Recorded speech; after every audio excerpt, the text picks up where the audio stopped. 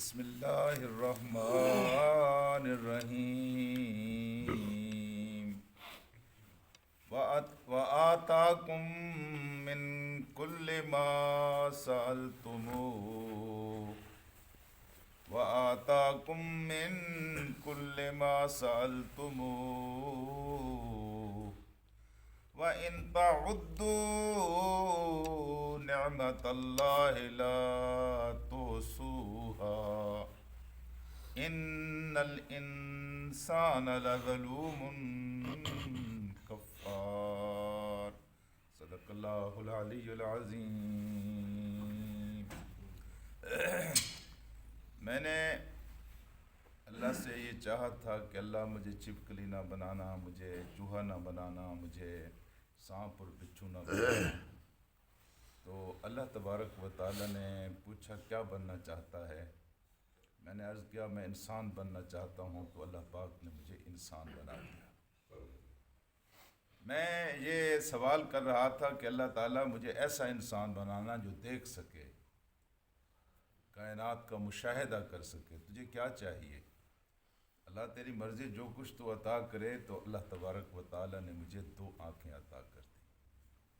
میں نے اللہ تعالیٰ سے یہ چاہا تھا کہ اللہ تبارک و تعالیٰ میں ایسی ہستی بننا چاہتا ہوں جو سن سکے۔ اللہ پاک نے مجھے 2 کان عطا کر دیے۔ میں نے اللہ سے یہ چاہا تھا کہ اللہ مجھے کوئی اس طرح کی چیز بنا کہ میں چل سکوں، نقل و حرکت کر سکوں، چھو سکوں، پکڑ سکوں۔ اللہ نے مجھے 2 ہاتھ عطا کر دیے۔ میں نے اللہ تبارک و تعالیٰ سے چاہا تھا کہ اللہ تبارک و تعالیٰ مجھے کوئی روشنی عطا فرما، روشنی عطا فرما۔ تو اللہ تعالیٰ نے میرے لیے سورج بنا دیا، لیکن میں نے اسے کہا کہ کوئی اندر کی روشنی، تو اللہ نے مجھے قرآن دے دیا۔ میں نے اللہ تبارک و تعالیٰ سے یہ چاہا کہ کوئی رہنما عطا کر، تو اس نے مجھے محمد مصطفیٰ عطا کر۔ بھائی یہ چھوٹے سوال ہیں، تھوڑے سوال ہیں جو میں نے ابھی آپ کے سامنے رکھے ہیں۔ آپ نے جو کچھ آپ پہ اپنے خدا سے مانگا ہے، آپ کے خدا نے آپ کو وہ کچھ عطا کیا۔ اگر آپ کو یقین نہیں آتا تو اپنی زندگی کی طرف پیچھے پلٹ کر دیکھ لیجئے، اور اگر پھر بھی یقین نہیں آتا تو قرآن مجید کی اس آیت کو سن لیجئے۔ کیا کہتا ہے قرآن؟ قرآن کہتا ہے وَآتَاكُمْ، ہم نے تمہیں دیا ہے، ہم نے تمہیں دیا ہے، من کل ما سألتموہ، جو کچھ بھی تم نے مانگا ہے ہم نے تمہیں دیا۔ جو کچھ تمہاری ضرورت تھی ہم نے تمہیں دیا۔ ایک مانگنا ہوتا ہے زبان کال سے، ایک مانگنا ہوتا ہے زبان حال سے۔ تمہیں تو پتہ بھی نہیں تھا کہ تمہیں اناج تمہیں کھانے کے لیے کیا چیز چاہیے، اللہ تعالیٰ نے اناج جیسی بہترین نعمت تمہارے لیے پیدا کر دی۔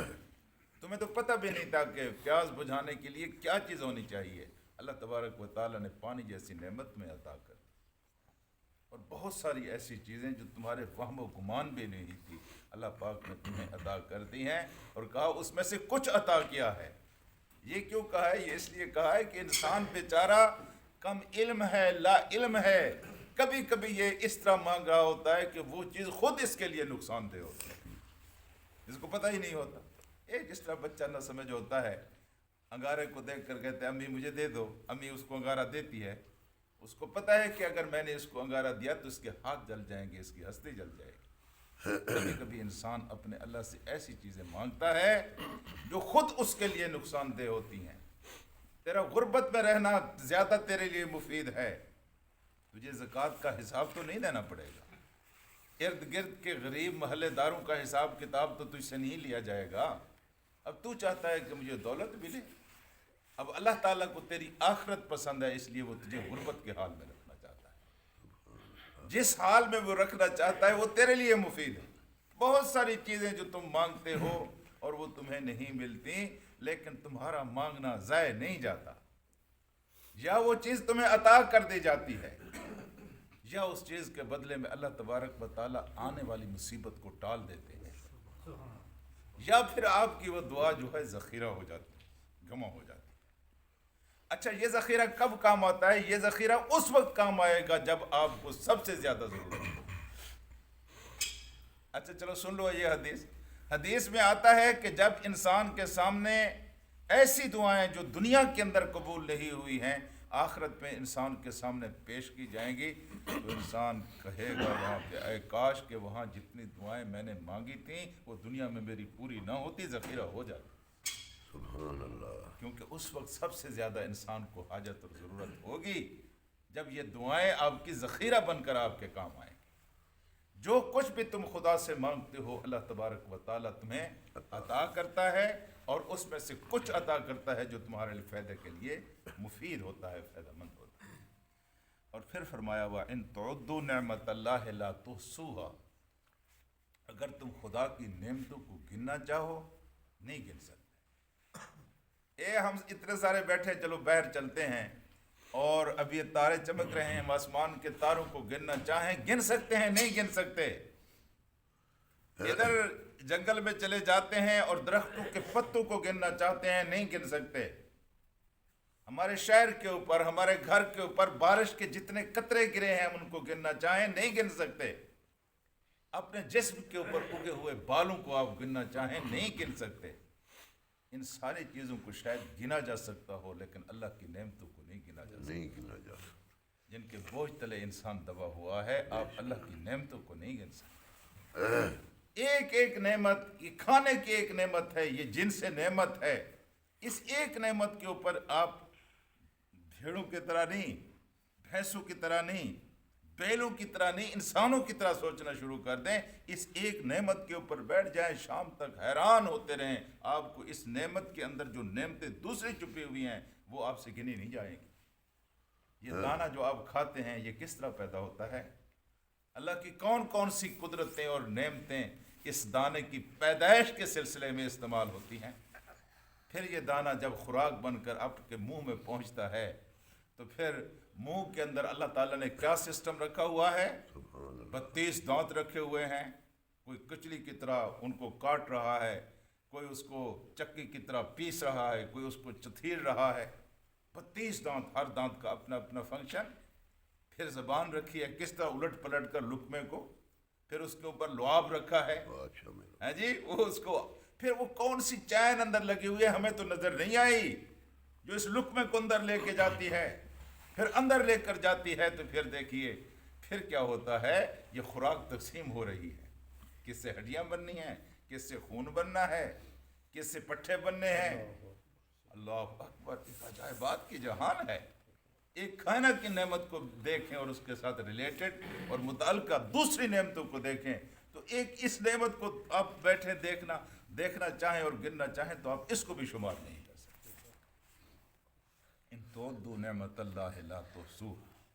ایک طرف ہماری نعمتوں کا یہ حال ہے، اس طرف ہماری بندہ نوازیوں کا یہ حال ہے، ایک طرف ہماری عنایات کا یہ حال ہے، ایک طرف ہماری مہربانیوں کا یہ حال ہے، اور دوسری طرف انسان کا کیا حال ہے۔ اللہ تبارک و تعالیٰ کہتا ہے ان الانسان لظلوم کفار، یہ انسان جو ہے یہ بڑا ظالم ہے۔ اللہ اکبر۔ گاتا ہماری ہے، گاتا غیروں کی ہے، نعمتیں ہماری طرف سے آ رہی، کبھی کہتے ہیں اس نے دی ہے، کبھی کہتے ہیں اس کی وجہ سے ملی ہے، کبھی کہتے ہیں اس کی برکت سے ملی۔ بابی ساری کی ساری برکت میرے اللہ کے نام میں ہے، ساری کی ساری برکت میرے اللہ کے نام میں ہے جی۔ تو اللہ تعالیٰ کہتا ہے یہ بڑا ظالم ہے، ہمارا کھا کر گن غیروں کے گاتا ہے، ہماری زمین پر رہ کر ہمارے ہاتھ میں ہے اس کا سب کچھ، لیکن اس سب کچھ کے باوجود کہ یہ جانتا ہے لیکن پھر بھی یہ غیروں کا بندہ بنتا ہے، ہمارا نہیں بنتا۔ جتنی عزت یہ دوسروں کو دیتا ہے ہماری نہیں کرتا۔ ما لکم لا ترجون للہ وقارا، کیا ہو گیا ہے تمہیں؟ سردار کو عزت دیتے ہو، تھانے دار کو عزت دیتے ہو، ہیں جی، یہاں ہر مکار اور غدار کو عزت دیتے ہو، ایک اللہ کو عزت نہیں دیتے، تمہیں کیا ہو گیا ہے؟